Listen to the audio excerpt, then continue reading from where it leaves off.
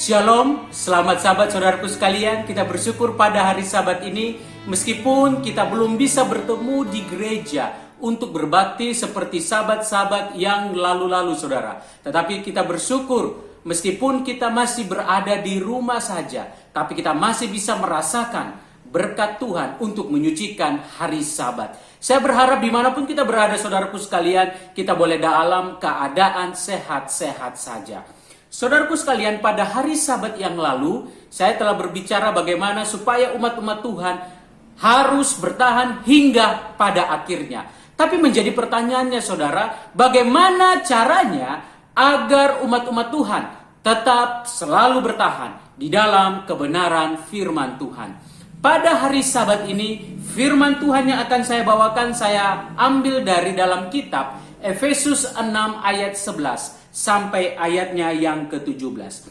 Apabila kita melihat di dalam Efesus pasalnya yang ke-6 ayat 11 sampai ayatnya yang ke-17 saudaraku sekalian, maka kita awali di ayatnya yang ke-11. Di sana dikatakan, kenakanlah seluruh perlengkapan senjata Allah supaya kamu dapat bertahan melawan tipu muslihat iblis. Saudaraku sekalian, Rasul Paulus menasihatkan kepada saudara dan saya pada saat ini, kita harus menggunakan perlengkapan senjata Allah. Pertanyaannya saudara, kenapa saudara dan saya harus menggunakan perlengkapan senjata Allah? Kenapa umat-umat Tuhan harus menggunakan perlengkapan senjata Allah? Kira-kira apa fungsi daripada perlengkapan senjata Allah bagi kita pada saat ini? Maka apabila kita melihat di ayatnya yang ke-12 sampai ayatnya yang ke-13, maka kita dapati di sana dikatakan, karena perjuangan kita bukanlah melawan darah dan daging, tetapi melawan pemerintah-pemerintah, melawan penguasa-penguasa, melawan penghulu-penghulu dunia yang gelap ini, melawan roh-roh jahat di udara. Artinya saudaraku sekalian, kalau kita melihat apa yang kita lawan saat ini saudara, ini di luar daripada nalar atau kehebatan daripada manusia. Saudaraku sekalian, manusia itu lemah. Manusia itu tidak memiliki kemampuan. Tetapi tantangan itu begitu berat. Dan di ayat yang ke-13 dikatakan saudara, sebab itu ambillah seluruh perlengkapan senjata Allah supaya kamu dapat mengadakan perlawanan pada hari yang jahat itu dan tetap berdiri sesudah kamu menyelesaikan segala sesuatu. Alkitab katakan bahwa gunakan perlengkapan senjata Allah itu. Supaya apa? Supaya kita dapat melawan di mana hari yang jahat ini saudara. Begitu banyak kesusahan, begitu banyak pencobaan, dan begitu banyak hal-hal yang membuat kita seringkali jauh daripada Tuhan, saudara. Dan ayat 13 ini katakan, saudara, kita harus gunakan perlengkapan itu untuk melawan hal-hal yang jahat ini. Supaya apa, saudara? Supaya kita tetap teguh, tetap berdiri di dalam kebenaran firman Tuhan. Nah, saudara, sebelum kita lihat di ayat 14 sampai ayat 17 yang akan kita lihat dan kita bahas saudara, saya ingin melihat atau meninjau apa yang dikatakan Alkitab mengenai tentang pakaian perlengkapan senjata Allah. Nah saudaraku sekalian, apabila saudara melihat di gambar ini adalah gambar daripada pakaian perlengkapan senjata orang Israel yang ada pada saat itu.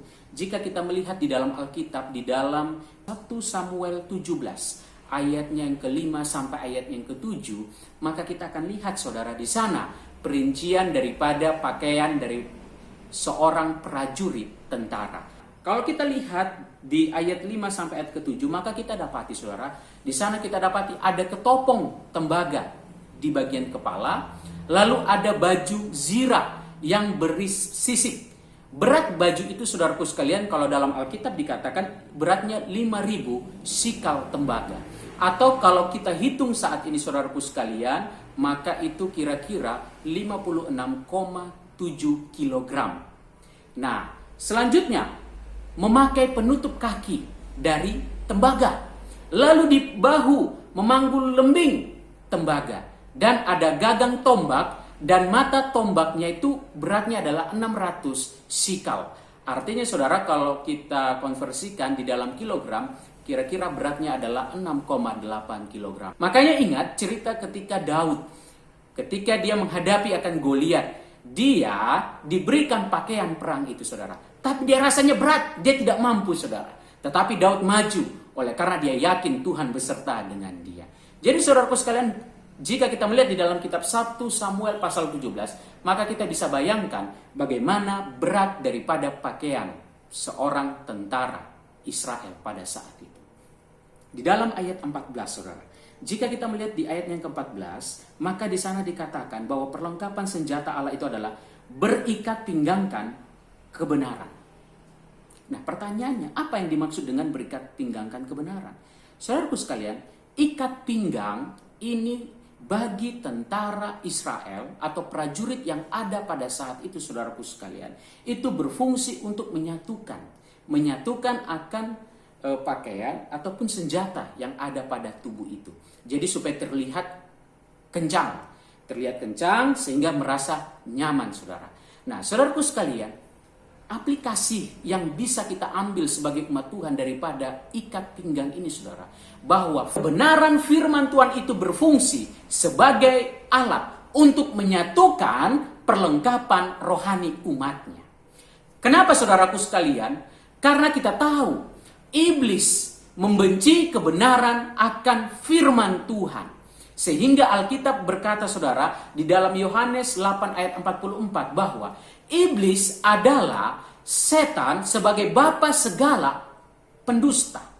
Artinya saudara, iblis atau setan itu dia selalu berbicara tentang hal-hal yang bohong sesuai dengan keinginan ataupun atas kehendak dirinya sendiri. Di dalam Yohanes 14 ayat 6 berkata saudara, Yohanes 14 ayat 6 berkata, Akulah jalan dan kebenaran dan hidup. Tidak ada seorang pun yang datang kepada Bapa kalau tidak melalui aku, saudara. Yesus adalah kebenaran. Yesus adalah jalan itu, saudara.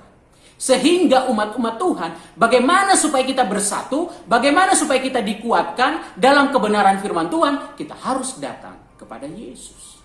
Di dalam Roma 13 ayat 14 berkata saudara, Roma 13 ayat 14 berkata, tetapi kenakanlah Tuhan Yesus Kristus sebagai perlengkapan senjata terang, dan janganlah merawat tubuhmu untuk memuaskan keinginannya.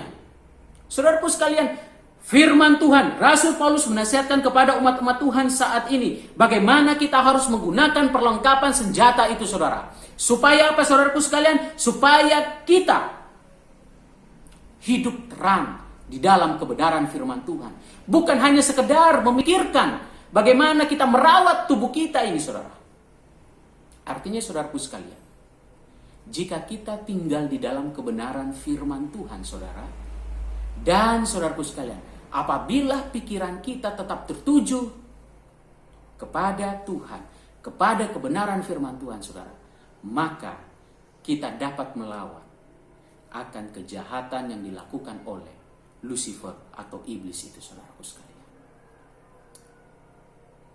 Di dalam ayatnya yang ke-14 dilanjutkan saudara, bahwa umat-umat Tuhan harus mengenakan berbaju zirah keadilan.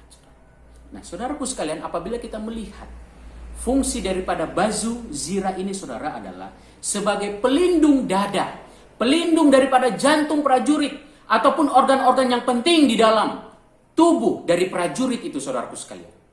Sehingga apabila ada serangan, apabila ada panah yang datang, apabila ada pukulan, apabila ada pedang yang menghantam, setidaknya tubuh ini terlindungi saudara. Saudaraku sekalian, menjadi umat Tuhan yang setia, maka kita harus hidup benar di hadapan Allah. Jika kita mau menjadi umat Tuhan yang sempurna di hadapan Allah, saudaraku sekalian, maka jadilah umat Tuhan yang menghidupkan kebenaran firman Tuhan. Di dalam Yesaya 61 ayat 10, saudara, Yesaya 61 ayat 10 berkata, Aku bersukaria di dalam Tuhan, jiwaku bersorak-sorai, di dalam Allahku, sebab ia mengenakan pakaian keselamatan kepadaku dan menyelubungi aku dengan jubah kebenaran, seperti pengantin laki-laki yang mengenakan perhiasan kepala dan seperti pengantin perempuan yang memakai perhiasannya. Yesaya mengatakan, saudara, kita harus mengenakan pakaian keselamatan itu. Tentunya pakaian yang dikenakan oleh Tuhan kepada kita. Berbicara mengenai pakaian keselamatan, kita tahu, saudara, pakaian keselamatan itu berbicara tentang keselamatan yang diberikan kepada saudara dan saya, di mana Yesus telah mati di kayu salib. Tetapi tidak cukup sampai di situ saja, saudara. Diberikan juga jubah kebenaran. Apa itu jubah kebenaran? Itu adalah karakter Allah yang harus kita tanamkan di dalam pikiran kita, dalam kehidupan sehari-hari kita. Artinya, saudaraku sekalian, jika berbicara tentang berbaju zirah yang memberikan keamanan kepada prajurit itu, umat-umat Tuhan akan aman jika mengenakan pakaian keselamatan itu dan mengenakan jubah kebenaran itu. Artinya kita menerima keselamatan yang telah diberikan oleh Yesus ketika dia mati di kayu salib dengan menghidupkan kebenaran itu, dan kita juga, saudaraku sekalian, boleh menjaga pikiran kita yang selalu tertuju kepada Tuhan. Dan itulah, saudara, yang dapat memberikan perlindungan kepada umat-umat Tuhan sehingga kita bisa bertahan di dalam kebenaran firman Tuhan. Di dalam Efesus 6 ayatnya yang ke-15, jika kita lanjutkan, maka di sana dikatakan bahwa kakimu berkasutkan kerelaan untuk memberitakan Injil damai sejahtera. Saudaraku sekalian, setiap prajurit yang berperang, dia harus menggunakan kasut. Supaya apa? Kakinya terasa nyaman dan pijakannya juga kuat. Artinya, saudaraku sekalian, aplikasinya apa bagi umat-umat Tuhan? Alkitab memberitahu bahwa ada kabar baik, saudara, di mana kita memiliki landasan, memiliki pijakan yang kuat. Apa itu? Firman Tuhan. Kebenaran firman Tuhan. Itu adalah pijakan yang harus digunakan oleh umat-umat Tuhan. Saudara, jika kita melihat gambar ini adalah gambar langkah kaki dari seseorang, di mana ketika dia melangkahkan kakinya, lalu dia meninggalkan akan bekas daripada telapak kaki itu atau telapak daripada kasut itu, saudara.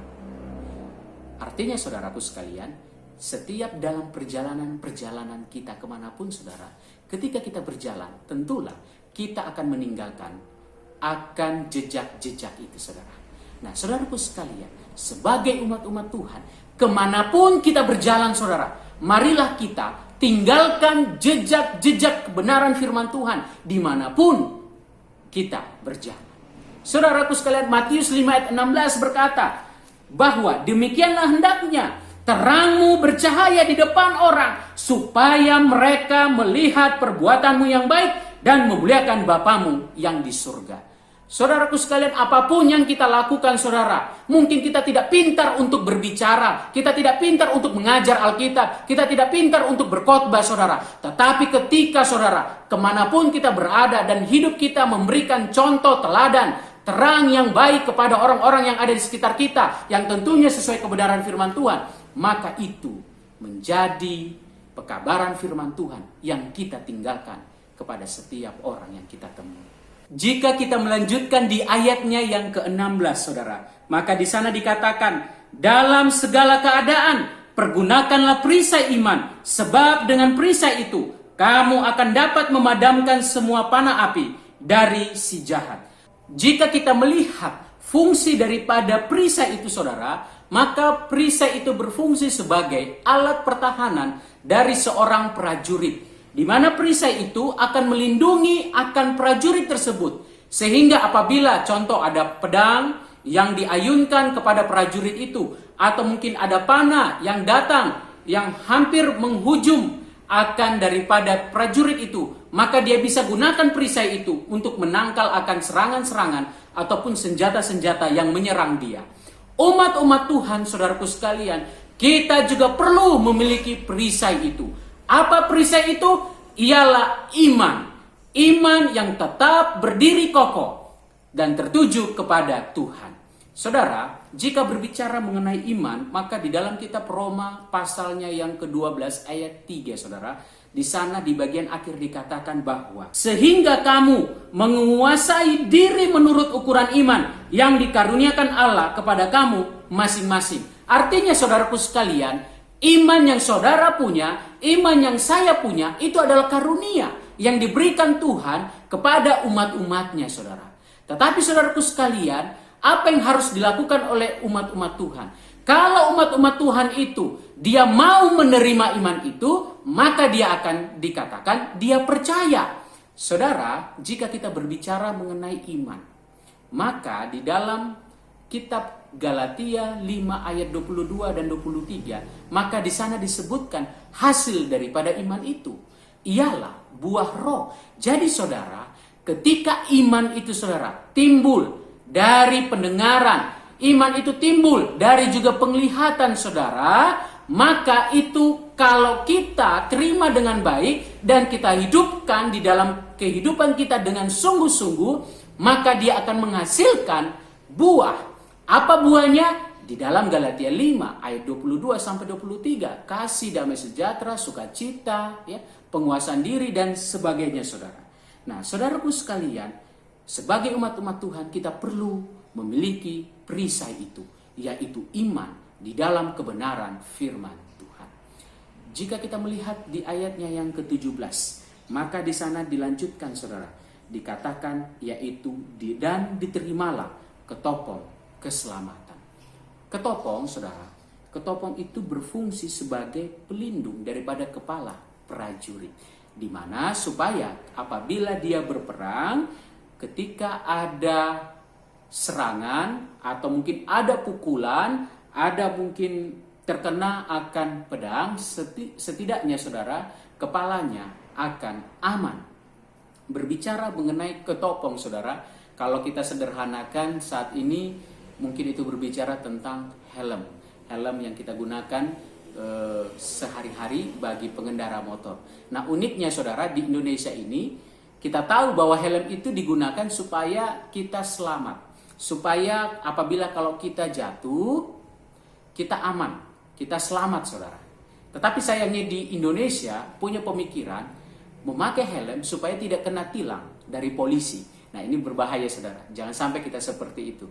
Saudaraku sekalian, apabila kita membuka di dalam kitab Kolose 8 berkata saudara, sebab karena kasih karunia kamu diselamatkan oleh iman, itu bukan hasil usahamu, tetapi pemberian daripada siapa? Allah saudara. Kasih karunia itu saudaraku sekalian telah diberikan kepada umat-umat Tuhan pada saat ini. Dan itu diberikan cuma-cuma. Bukan oleh karena kemampuan, bukan oleh karena kehebatan manusia saudara. Tetapi itu adalah pemberian cuma-cuma yang diberikan oleh Tuhan kepada umat-umatnya saudara. Kenapa saudara kasih karunia itu diberikan kepada umat-umatnya? Supaya umat-umat Tuhan saudara memiliki kesempatan dapat melawan akan kuasa tipu muslihat daripada iblis itu. Makanya kita tahu saudaraku sekalian, satu cara supaya membuat umat Tuhan selamat adalah dengan cara Yesus mati di kayu salib. Sehingga Yesus menjadi korban sesungguhnya, korban daripada pendamaian antara umat-umat Tuhan dengan Tuhan. Saudaraku sekalian, ketopong keselamatan itu adalah sesuatu yang memberikan kenyamanan, keamanan bagi umat-umat Tuhan. Dengan cara Yesus mati di kayu salib, dan kita sebagai umat-umat Tuhan, kita terima keselamatan, kasih karunia itu dengan kesungguh-sungguhan, dengan cara menghidupkan kebenaran firman Tuhan. Saudara, apabila kita melanjutkan di dalam ayatnya yang ke-17, maka di sana dikatakan pedang roh, yaitu firman Allah. Saudara, berbicara mengenai pedang, maka ini adalah senjata yang digunakan oleh prajurit untuk menyerang daripada musuh itu saudara. Nah, berbicara mengenai pedang roh, maka Alkitab di dalam Efesus 6 ayat 17 ini berkata, pedang roh itu adalah firman Allah. Artinya saudara, pedang roh itu selain kita percaya bahwa firman Allah itu adalah Yesus itu sendiri, saudara, maka firman Allah itu juga tidak lepas dari kebenaran Alkitab, firman Tuhan ini, saudara. Sebagai umat-umat Tuhan, yang harus dilakukan oleh umat-umat Tuhan adalah kita belajar akan firman Allah di dalam kehidupan kita. Sehingga apa, saudara? Kalau kita belajar dengan sungguh-sungguh firman Allah, maka kita akan dipenuhi dengan pengetahuan-pengetahuan akan kebenaran firman Tuhan. Dan saya yakin Roh Kudus pun bekerja untuk selalu mengingatkan umat Tuhan. Apabila ada serangan tipu muslihat dari iblis, saudara, maka kita sebagai umat-umat Tuhan dapat menghadapinya. Ketika ada bisikan, sesuatu yang ingin menjerumuskan kita jatuh di dalam dosa, maka kita akan teringat, saudara. Roh Kudus mengingatkan, oh ternyata firman Tuhan berkata, hendaklah kita tidak melakukan itu. Saudaraku sekalian, di dalam ayatnya yang ke-18, Efesus 6 ayat 18, maka di sana dikatakan, saudara, dalam segala doa dan permohonan, berdoalah setiap waktu di dalam roh, dan berjaga-jagalah di dalam doamu, dengan permohonan yang tak putus-putusnya untuk segala orang kudus. Senjata yang terakhir, saudara, adalah ketika kita menggunakan mulut kita untuk berdoa. Saudaraku sekalian, saya pun sebagai seorang hamba Tuhan, seringkali saya juga lupa untuk berdoa kepada Tuhan. Tapi saat ini saya mengajak kita semua untuk sungguh-sungguh kita datang kepada hadirat Tuhan melalui setiap doa kita. Karena doa itu adalah nafas kehidupan kita, saudara. Bayangkan, saudara, kalau kita menahan nafas kita dan kita tidak bernafas, maka kita akan rasanya sepertinya sesak napas, bahkan mungkin kita bisa mati, saudara. Begitupun dengan doa-doa yang kita ucapkan, saudara.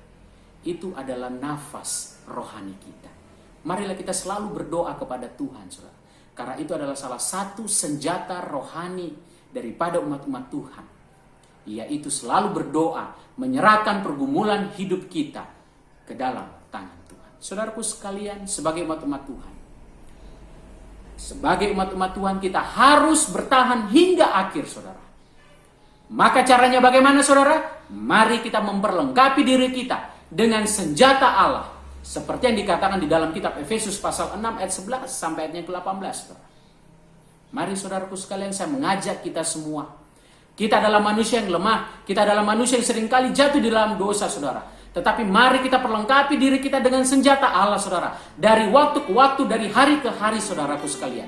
Sehingga, saudara, apabila ada tantangan, apabila ada cobaan yang datang, saudara, maka kita dapat menghadapi semuanya itu ketika kita bersama-sama berjalan dengan Tuhan. Saudaraku sekalian, marilah kita sebagai umat-umat Tuhan, dimanapun kita berada, marilah kita selalu gunakan perlengkapan senjata Allah itu. Dan marilah kita, saudara, selalu teguh di dalam kebenaran firman Tuhan. Tuhan Yesus memberkati kita semua. Amin.